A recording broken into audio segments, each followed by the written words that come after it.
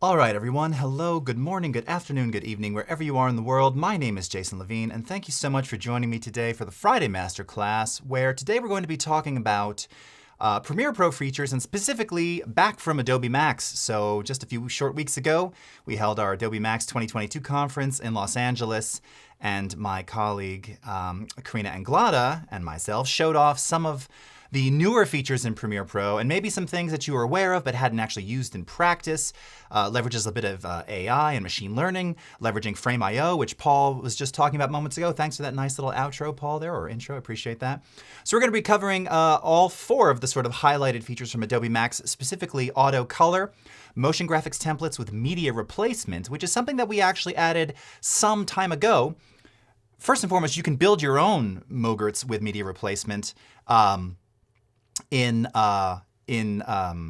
After Effects, but you can also, of course, leverage many of those via Adobe Stocks. We're going to be talking about that, as well as the Remix tool and Frame.io integration, direct integration with Frame.io, the review panel, showing you how you can send out content for review, and all sorts of other things. So lots of cool stuff to talk about today. Of course, we're coming to you live across Adobe Live, YouTube, Behance, LinkedIn, and the Twitters. So thank you so much. Let's see what's going on with this. More than one ingestion is using the same primary. All right, well, okay. I don't know what that's about. So it looks like everything's running. Okay, well, hello, everyone. So let's see. We've got a lot of people coming in from LinkedIn. Hello from Lithuania. Jihan from Connecticut. Xing. Terje. Monik from Brazil. Ahmed. Kyle. Mark. Antoine, got some friends from Nashville. All right, Richard, Ronald, Fernando. How's everybody doing? Reverb Mike, Jan, you're very kind. Paul Tranny, thank you very much. Yes, all about that lighting, of course. Polk Designs, what's happening? Rob, Bruce Gonzalez, Umacorn, very nice. All right, Gino, how's it going? Penny, Cody Bear. Welcome, Steve. What's up, Jordan? Great to see you. How are you doing, Fiona, Misty? Oh, we got a nice large crowd here today. Okay. Well, on that note, just before I get started, too, funnily enough, I'm once again in tie-dye. If you're watching last week, I was wearing this tie-dyed T-shirt, but today is different because the climate and the temperature in Arizona has changed. It usually happens a little bit earlier than now, but around this time of year, it goes from sort of still warm, which it was Halloween night, to freezing. So this morning when I went to the gym, and I go super, super early every day, it was 39 degrees, roughly 4 Celsius approximately. Freaking freezing. So, which is good. This happens this time of year, but wow, it just sort of snuck up on me because the last few days, it was still kind of in the 60s in the morning, which is sort of nice, you know. And today it was, we were just above freezing. So I'm all about it, but I'm wearing long sleeves and pants. Not to say I wasn't wearing pants before. I was wearing shorts. So now shorts are officially done. I've retired all the shorts until March-ish. So pants and long sleeves, I'm all about it. I'm all for it. Okay. So those of you new tuning in are going, what and why is he talking about that? Well, this is a fun show, friends. We get personal here. All right, so we're talking about Premiere Pro features back from Max. Let's go ahead and do that. Get right into it. Of course, you can ask your questions. I'll be periodically peeking through all the various chats here so we can get that together. All right, and let's go ahead and bounce into Premiere. There we are. Okay. What's up, Eduardo? Oh, wow. Friends from Madagascar. Carolina, Massimo, Rania. Yes, you'll be able to watch this. Everything is archived. Ahmed, okay. Gabriel, Mustafa, Katie from London, Vanessa from Somerton, Spatika, Mohammed Rafe from UAE, Kathleen from Cleveland. Wow, very, very, very, very glad to have all of you with me today. Okay, so the first thing we're going to talk about is a feature called auto color. Now, we've covered color grading and color correction here on the stream. Actually, over the summer, we were doing a lot of those master classes where we had film school sort of part of it here, and then I was covering a lot of the basic topics, and I think it was one of the last live streams that I did going back 3 months ago around color grading, and sort of the process in Premiere Pro. And we were talking about doing this manually, and we were really kind of getting into a lot of the various attributes of Lumetri color. First and foremost, for anybody who's new to Premiere, and I know Paul was just showing you some of the really awesome, and I give credit where credit is due. I will also not do that when it's not appropriate, but the video actions that we have in Express are great, and for the exact reasons Paul was talking about. I want to put together a quick reel and share it. To go into Premiere After Effects, it's just overkill. I mean, I do it, and frankly, it's a drag. It's so much easier in Express, and he showed you. It's great, and it's really awesome, and it's fast, and you can just swap things around quickly, and it just does exactly what you want it to do quickly. Now, with Lumetri Color, as we discussed in the past, if you're new to Premiere Pro color grading, or grading for video, one of the really nice things, if you're familiar with Lightroom or Camera Raw in Photoshop, is that the basic correction section of this Lumetri panel, and there are approximately 5 different tabbed sections here: basic, creative, curves, color wheels, HSL secondaries, and vignettes, 6 sections. The basic section here is essentially the beginnings of Camera Raw and the develop module in Lightroom, right? So it's all kind of the same slider, same parameters that you would use to correct and work on color in photos. So if you kind of know it from Lightroom, you can kind of get into this pretty quickly. Where auto color comes into play, not unlike what you also have in Lightroom, is that it uses machine learning to sort of take a look at the content that you have, analyzes that, and then delivers back a sort of graded version for you. But more importantly, it's a way to get started, right? So it might, in a single click, make it look awesome and you're done, okay? But maybe it just kind of gets you started, and then as you'll see when we apply it here to this various footage, incidentally, this is all content that I shot a couple years ago when Terry, Paul, and I were in Africa doing a tour, and we took a little diversion here. So here's one of my favorites, and this was shot with the Nikon D800 with a 400mm lens. It was absolutely amazing. All handheld, of course. Maybe we apply a little stabilization to this. But this footage is, by design, I shot everything very, very flat. So there's been no color applied to this. And the way that you do that in DSLR or mirrorless, you drop the saturation, you drop the contrast, you drop the sharpness, and then you kind of add it all back in. Now, we were kind of in a unique spot here, as you can even see in this very flat piece here, because it was June, July, June. So it was winter time in South Africa. So as you can see, everything was kind of dead, and and that's not a commentary on some of the life that we saw there too, because it is the bush and it's survival of the fittest, and it's kind of amazing to see that this actual lioness here was injured. In another clip, you see she gets up and she's really skinny and has some, she was obviously recently attacked by another pack of lions, which is how it goes. It's just amazing to see this kind of stuff. But anyway, it was already flat because there was no green, there was no life because it was winter. So everything was kind of dead and, sort of decaying away. So it'll be interesting to see what auto color can do when you just don't have a heck of a lot of contrast here. So let's try it. So it's as simple as just clicking the button, right? So up here at the top in Lumetri, we've got auto color. All right, reverb mic, born free, yes indeed. Let's go ahead and click auto. And right away, I mean, holy cow, I'm actually pretty impressed here. Again, we'll use our sort of, toggle bypass here. Let's shrink it, let me just move so I can see a little bit more. All right, so before, just kind of flat and not very, just like less contrast. After, just kind of added a nice, it's like just enough to get started. And as mentioned, what I love about this is that it shows you, similar to Lightroom, exactly what it did. So this isn't like one-click fix and now you can't modify it. It's, one-click adjustment, but now you can make further adjustments. So looking at this, if I simply wanted to kind of work within the boundaries of the basic panel here, I could basically, just start to, let's sort of increase saturation a bit more, all right?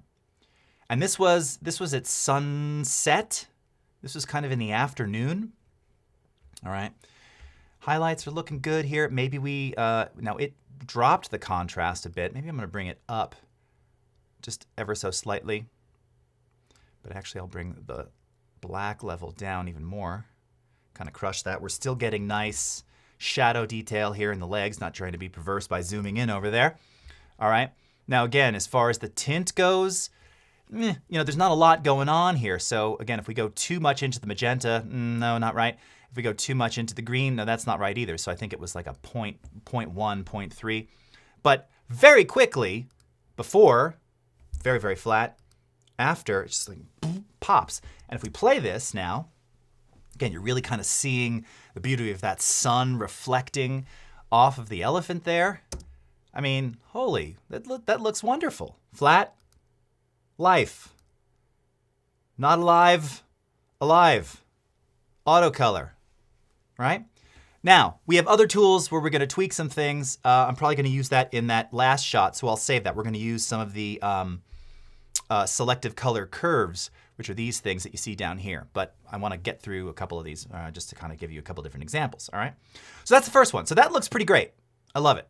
Awesome, all right? Very, very quickly. Okay.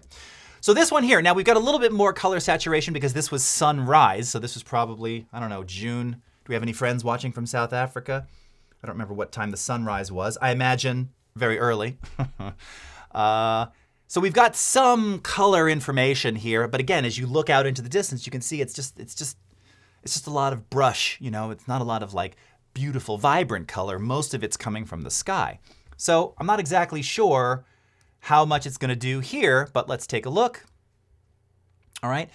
And right away, it just kind of first, it creates a bit more of a balance, which is really nice. And again, just even looking at the temperature here, you can see it warmed it up ever so slightly. So we can increase that, all right, just a little bit more. And in fact, if I go to the media browser here, so these are some already graded pieces that I did for a piece that I actually created for Nikon. And this really showcases to you, this is how I remember it looking. Now granted, these are graded, these are finished, but this is really how, and you can see too, this was shot with the 400mm again with an 800 extender on there. So look at that sun. This was a different day, but crazy stuff. But you just look at the hues in the sky. That's how I remember it. So looking to here, I could probably push this even a little bit further. Maybe once again, dropping the black level here ever so slightly, increasing a bit of saturation. All right, now normally again, I'd be using scopes here, but we don't need to get into that. You can see if I kind of push the saturation way up, I mean, I'm at like 200% here. That's not bad, it's probably a little much. And if I were to do something like that, I would probably, you know, drop my contrast a bit more, something like this, to kind of balance them, and maybe even add a little bit of faded film, which is down here in the creative section, okay? And that's gonna also kind of drop the contrast there and give it a slightly more filmic look, all right? And maybe even go, because we've got quite a bit of warmth here. Let's add back some of the green tint to offset that just a bit. So before, after, before, after, and now I'm saying, yeah, it's a little too oversaturated. So let's just pull this back a little bit more. Also worth pointing out for the true video nerds here, of course, now this was shot almost 10 years ago. This is 420 footage. This is not 422. So, you know, it's holding up pretty darn well. Now that was one of the magical things of this era of Nikon cameras, was that it was a much higher bitrate H.264 that it was generating. Now I could have done HDMI out to something like an Atomos or something. Didn't have that at the time. So this was a direct recording from the camera as a QuickTime movie in H.264. But I think they used, I think it was a 24 megabit H.264 or maybe 40. I can't remember exactly. For sure it was 24 or above. So again, the footage really holds up, you know, before, after, and if we wanted to do a little quick stabilization on this, let's go to our, not eWarp, let's go to our warp stabilizer over here and drag this on the clip and let it do its analysis. Paul, I remember that photo. Yeah, man. You were there. Paul, as I was going through, I don't think it's in any of these clips. I'm not gonna, because these were some of just the animals. Oh, there, well, yes, there's the back of Paul's head, everybody. That's Paul Tranny's head. You could see kind of the side of his head right there. He is. It's the back of Paul's head. That was shot with the 14 to 24 lens, which is, I think it's an f2.8. Wow, you throw that thing on and it is just like instantly cinematic. It's crazy how good that is, right? Gino, oh yeah, Kenya. My mom just did a safari in Kenya, actually. Funny you mentioned that. Yeah. Misty Iwatsu, what an amazing trip. It really was.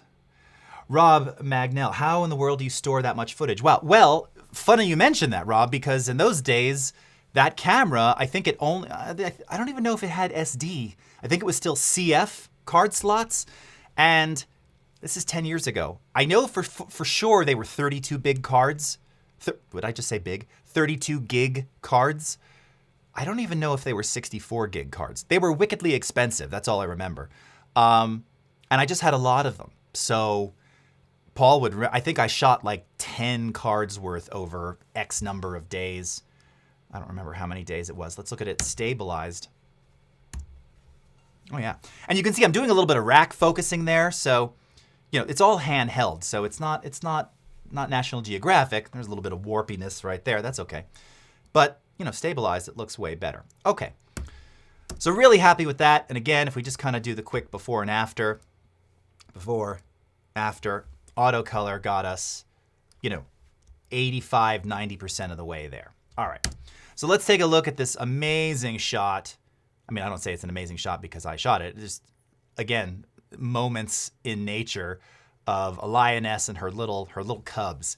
Now, this one clearly is going to be a bit more challenging because there's just not a lot here. And, you know, we're going to have to get experimental. Now, for something like this, you might use a creative LUT, essentially a preset. If we look down here in the creative section, we have lots of these. And maybe after we do auto color, we'll see about applying them. Chances are, I think I'm instead going to use some of these selective color curves because we just want to kind of emphasize a bit more of what's there without really, I mean, again, it's entirely up to you how you do this kind of thing.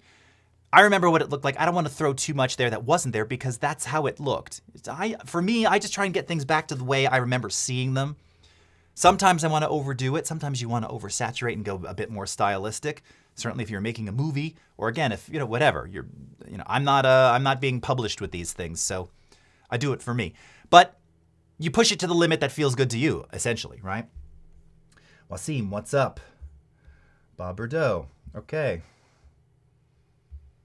Yeah, I see some people on LinkedIn are saying there's no video, but many are saying it looks fine. So yes, you may need to restart your browser. Not sure what is happening. Let's just blame LinkedIn because everyone else is fine. Sorry about that, though. I don't know why that's going on for you guys. Okay, so let's go and try auto. Okay, so right away, and you could see like significant higher contrast difference. Did you notice in all the others, it lowered the contrast? Here, significant contrast boost, right? About 30% more. So before, after, right? Before, after. And that's really just the start. Now, again, not a lot to work with here. I mean, in some ways, it's sort of duochromatic. You kind of have yellow and green and black. You know, that's it. I mean, there's just not a lot of other color in there. Interestingly, too, note it cooled the temperature, but raised the tint to kind of balance that.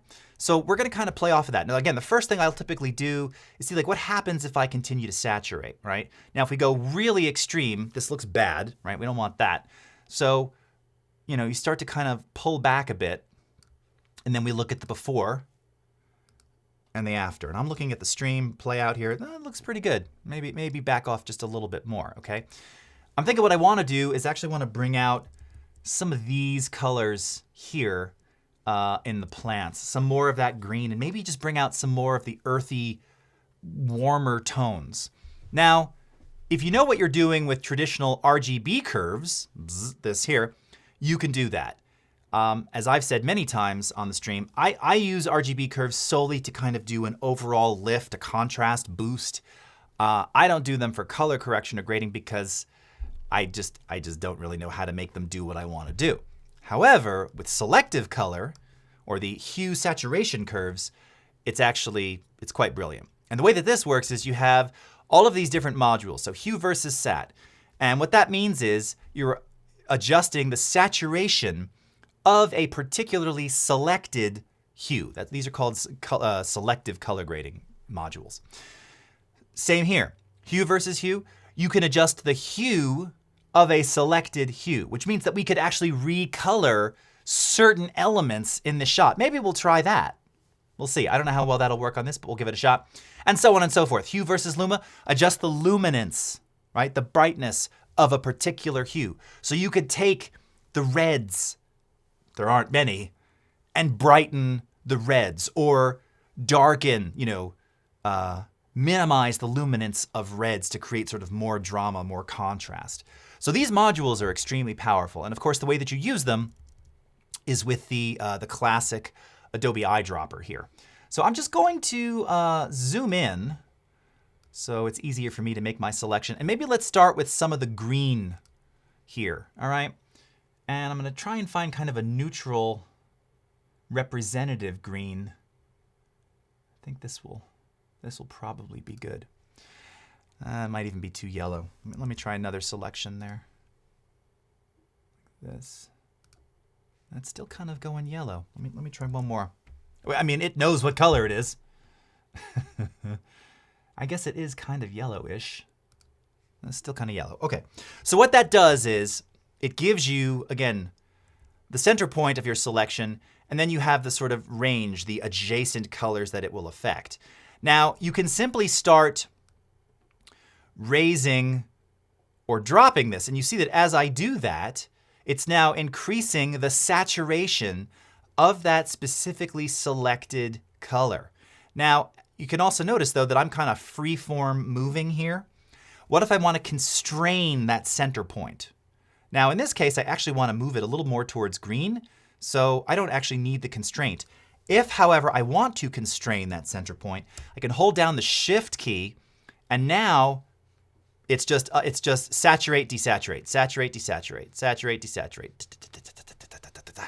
Okay? Really, really cool.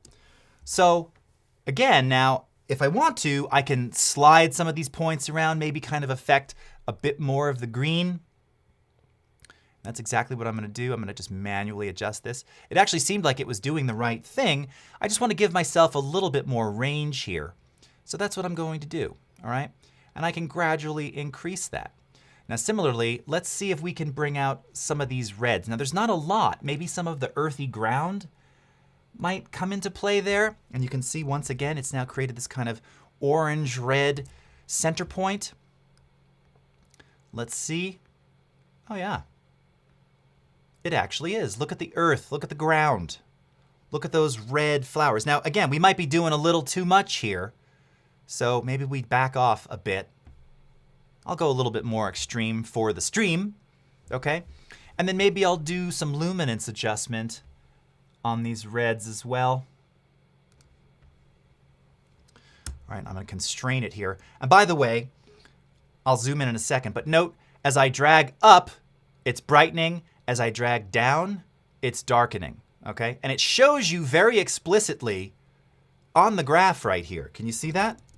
So notice it's brighter, there's my finger, brighter at the top, darker at the bottom. So it's giving you a complete visual indicator of what's actually happening there. Oh, I moved that a little bit towards the yellows. Let's move that back towards red. Okay. Zoom back out to fit. Before, whoa, pretty flat. Wind back, after. Before, after. And then, for something like this, again, not my greatest composition there. That's the danger of hand holding a 400mm lens.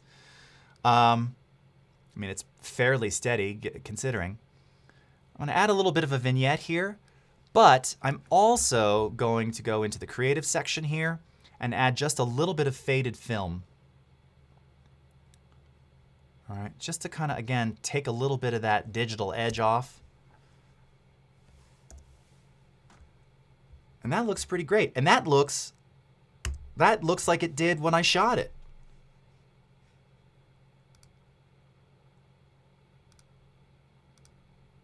All right. Beautiful. Beautiful creature. Before, after. All right. Sweet. Highlander 4, the darkening. Very nice. Okay, Rashidi. Yes, it'll be on the Adobe Live YouTube as well as my YouTube channel, Jason Levine Video, so you can find those there.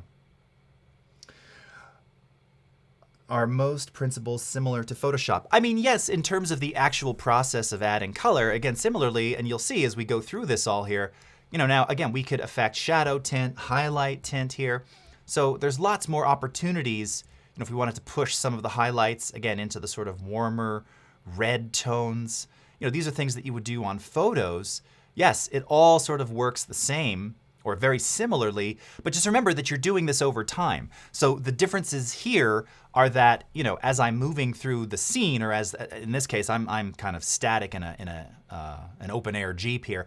But if I were kind of moving the camera as the light changes, that one color setting may not work as light starts hitting the lens differently. So that's the challenge with grading, is that you're doing it over time. So it's not uncommon to keyframe changes in any of these various parameters that we've affected. And of course, you can do that directly here. So if we go into the effects controls, and this isn't something that I point out a lot, but let's say that we wanted to adjust temperature over time for whatever reason.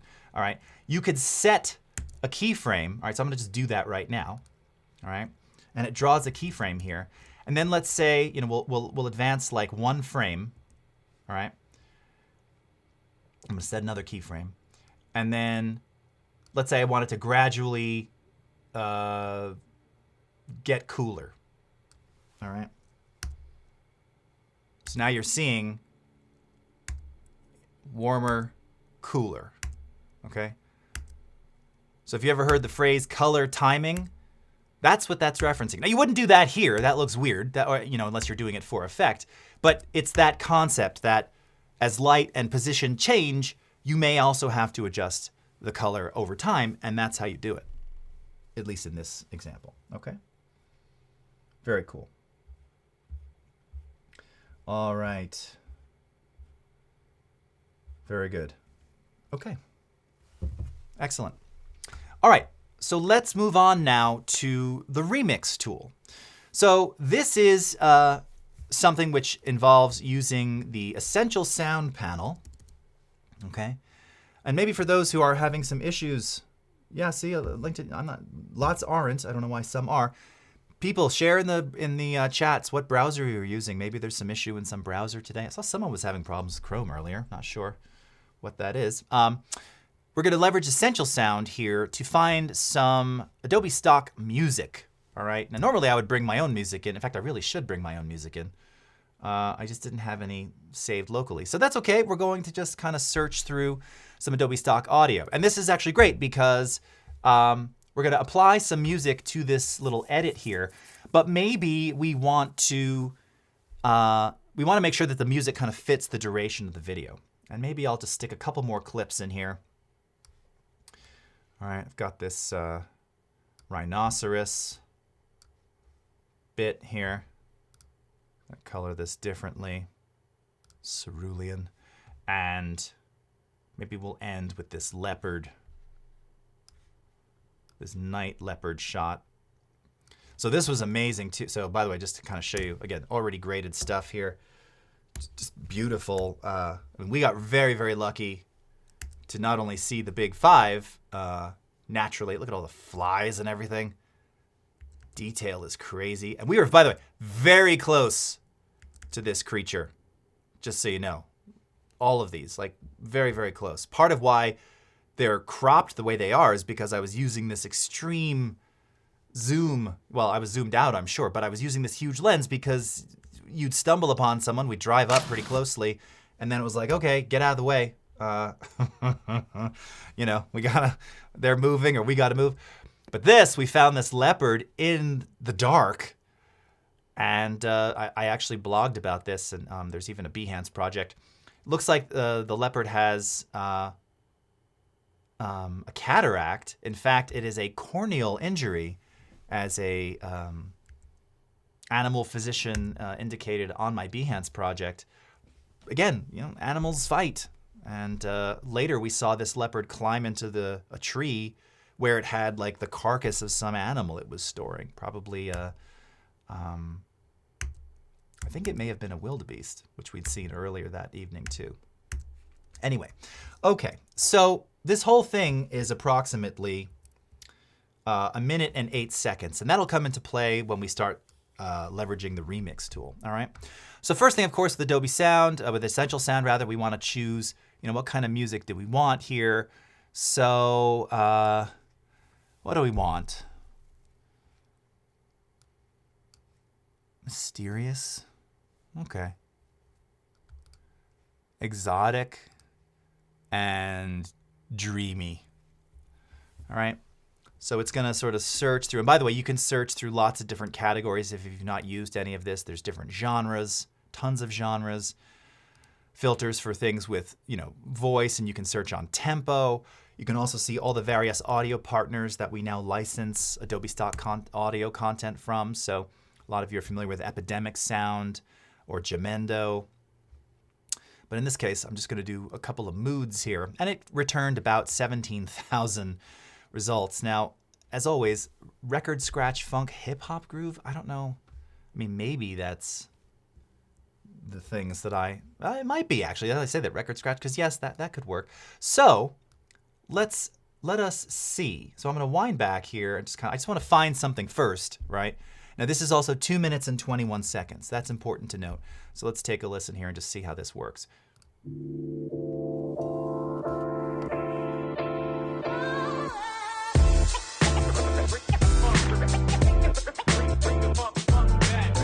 I like the tempo.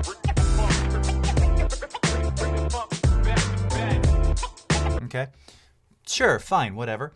I don't want to spend too much time on this. Let's see, uplifting cinematic action.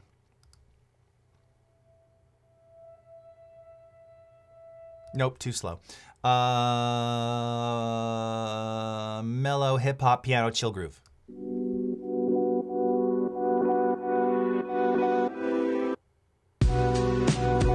Sounds like the same one from the other dude.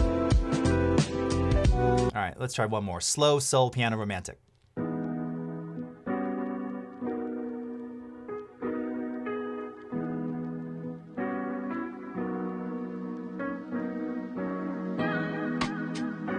Does everybody use the same voice samples?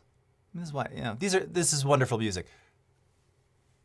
You all know I compose my own though. That's, Ah, there we go. Okay, we're just gonna go with this because I don't want to waste any more time with this. So we're gonna drag this in. Now again, this is just a preview, all right? If I like it, I can license this and it will download the full fidelity wave version. When you just drag directly from Essential Sound, it's bringing in essentially an MP4. You can see M4A file here, okay? Now, here's the essential thing that you need to know. The audio is too long, right? So as an audio person myself, again, I would probably go in there. Does this have a distinct beat towards the end? This is very, very loud. Yeah, let me drop this down. Drop this down around -6.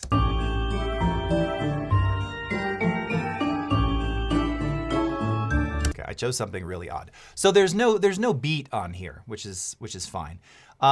There's a pulse though. So again, you want to sort of cut on the pulse, cut on the beat. But more importantly, you want to sort of preserve the beginning of the song and the end of the song. And you want to obviously edit in a place that makes sense. Well, if you're not a great editor, you're not really comfortable editing audio, most people won't necessarily notice, but if you start listening and if you are someone who cares, you're actually fine. Even in commercials, like you'll hear where there are bad edits, where like things just don't line up. And this is what the remix tool is for, and this is what it solves.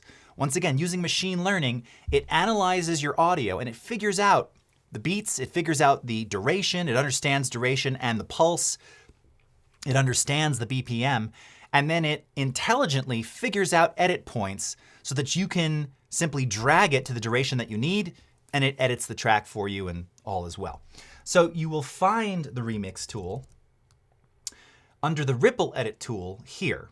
All right. Now you can also manually right-click, control-click, and say remix, but it's even easier simply to drag it to the duration that you need. It does a little bit of analysis here.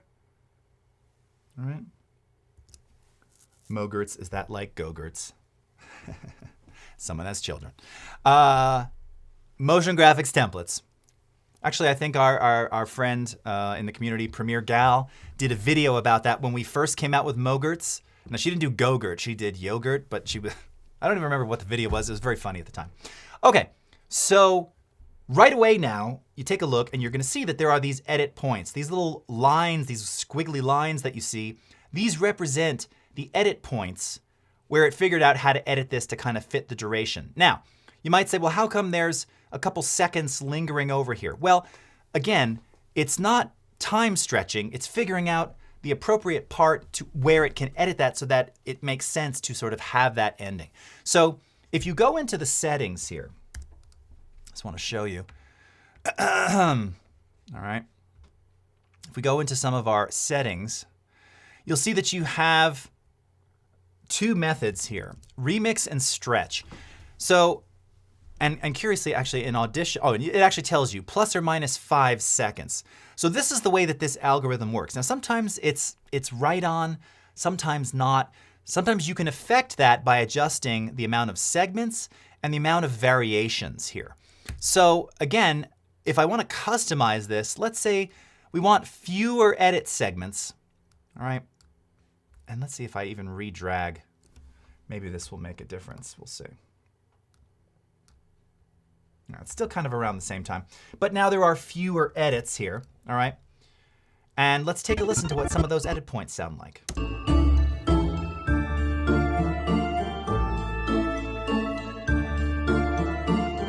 Perfect, seamless, didn't hear anything there. Didn't even sound like there was a weird key change, or it sounded just perfectly seamless. Very nice. Let's see the last one here.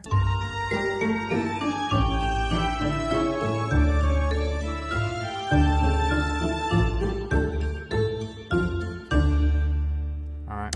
So, you know, what I'd ultimately probably need to do here if I wanted it to end right away based on using this, I might elongate my video a little. Again, there is going to be that plus or minus 5 seconds using Remix.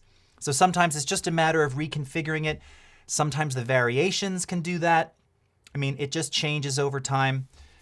Sometimes even just adjusting things a frame or two in the video will then subsequently affect how it re-stretches.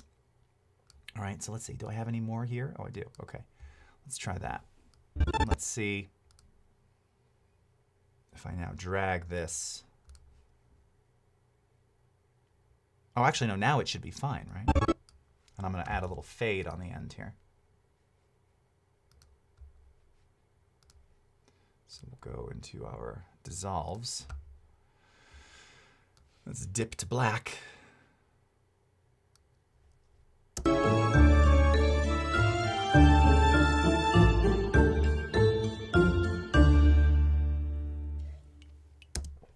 Nice, okay? So again, Remix, super cool, really powerful, love this feature. Let's even take it a step further. Let's take a couple of these clips out. Let's try it again and see what it does here. Okay, so same thing. Got a little bit of a lead at the end there, but different edit points now.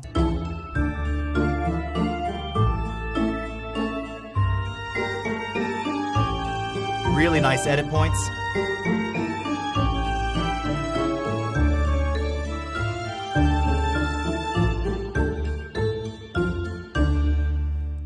Okay. Again, you know, close. Tweak the settings, see if you can get it even closer. You know, it does take a little bit of playing around with, but now, just to kind of show you the difference, let's clear this or rather, I'm going to change this to the stretch method. So this now fits the duration of the piece to the duration of your video exactly. But you will notice a fundamental difference very quickly. I'm just having to do a quick render on this.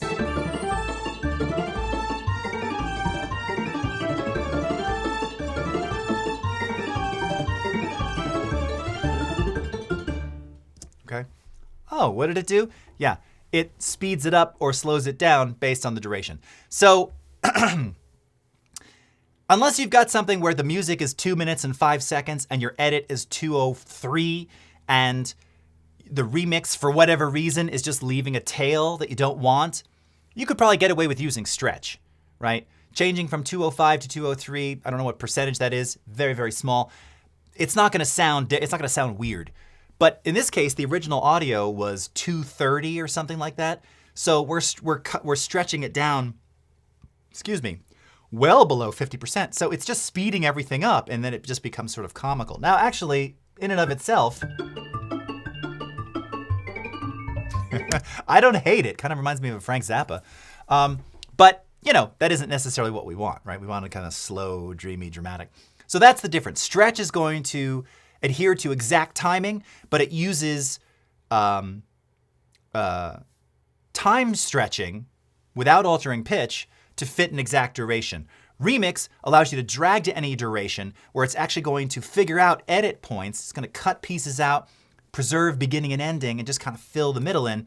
But you do have the potential of having that little bit of a tail at the end, which, you know, in many cases, if you're adding credits or something like an end card on YouTube, that's actually great. Like, it actually makes sense, right? You see this all the time. So there is there's like a method behind the madness there, quote unquote, so to speak. It makes sense. So, but now you understand kind of how those two different things work, okay?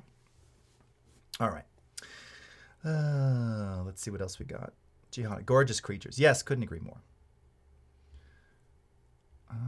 Okay. Oh, thank you. I see Bob's Mac OS Chrome. Okay. No one's having issues with Chrome today. Okay. Okay. All right. Yes, leaves time for a text frame or two, the end or something, Peter. Exactly. Okay. Very good. All right. So now let's get to, bring back that other footage here. Let's get into media replacement, motion graphics templates. Okay. So once again, we're going to go back to Essential Graphics. Now, the point of this is really just to showcase that when you're creating, so motion graphics templates, for those of you unfamiliar, we've got about 10 more minutes here, include all different types of animated graphics for your video. So this includes things like lower thirds, credits even. So you'll see down here below, I'm just kind of hover scrubbing over some of these. You could have a credit roll. Here's this tricolor wipe. So again, you could use this as kind of a transitional graphic. Here's another transitional animation graphic. Here's some titles. So again, things like, you know, intro titles and stuff. By the way, as you hover scrub over these, they will start to cache and play back. Some of them, if they're a little bit heavier, it takes more time for it to do that. Oh, that's one that someone else created, sorry. Here's some lower third options here. Many of these are free. All right, so this kind of just shows you different. In fact, I think this was one of the ones that we used for Max, okay?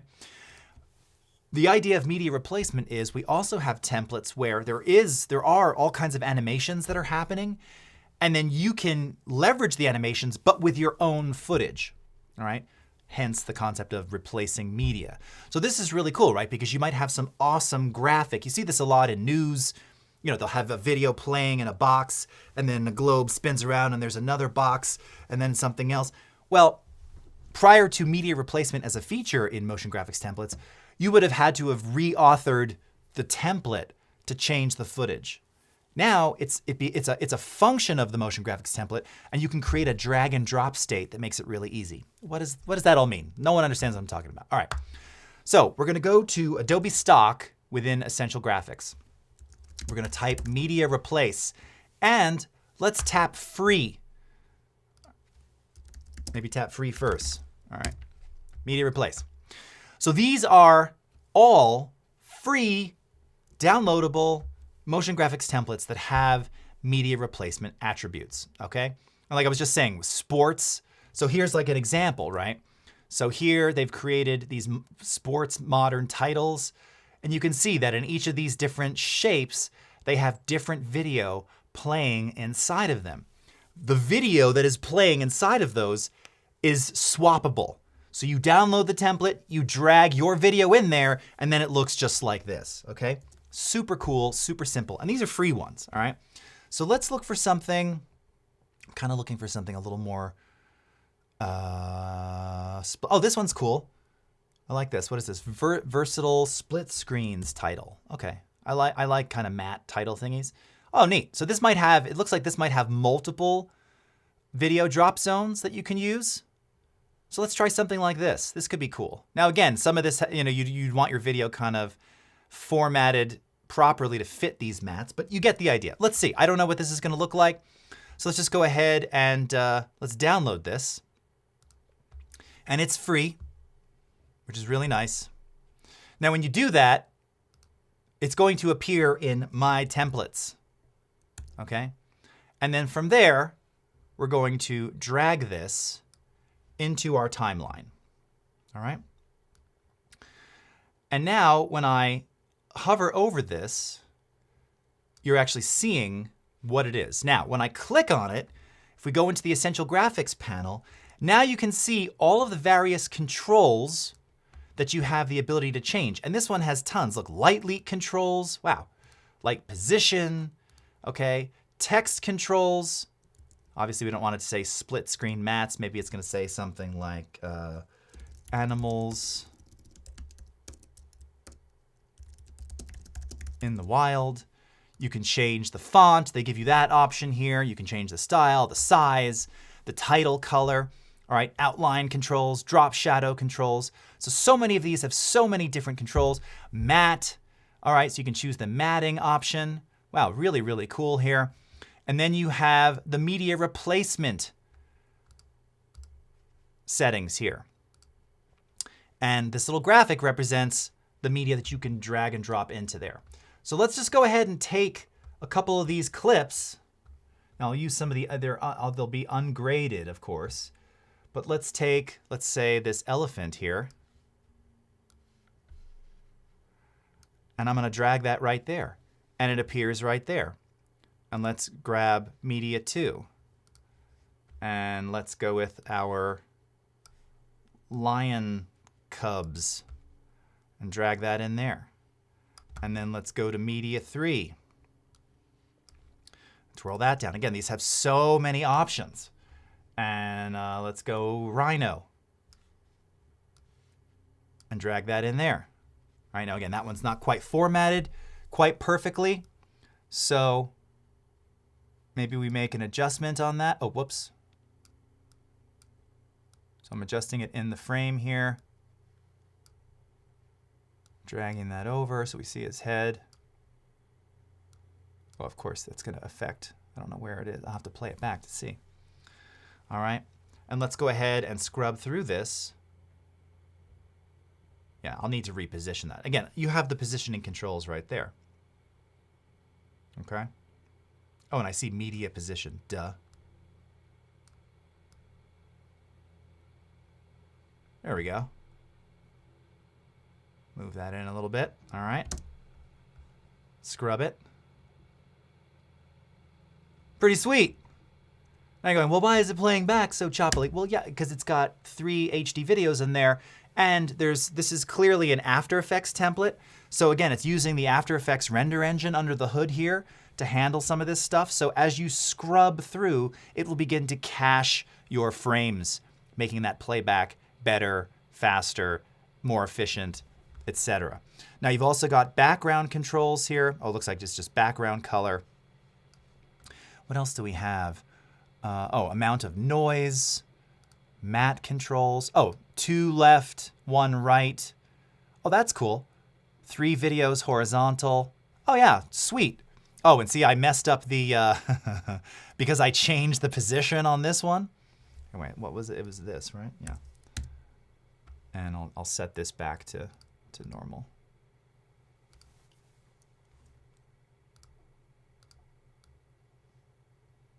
going to put this back to the way it was. Right. All right, I won't worry about that for now. But you get the idea. These are all editable, modifiable. So cool. And there are tons of these that are free, right? So you just go to Essential Graphics, Browse, Adobe Stock, Free, Media Replace, okay?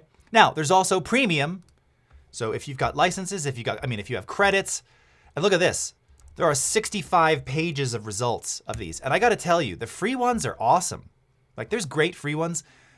There are amazing paid ones too. Like, here's a cool new modern Zoom logo.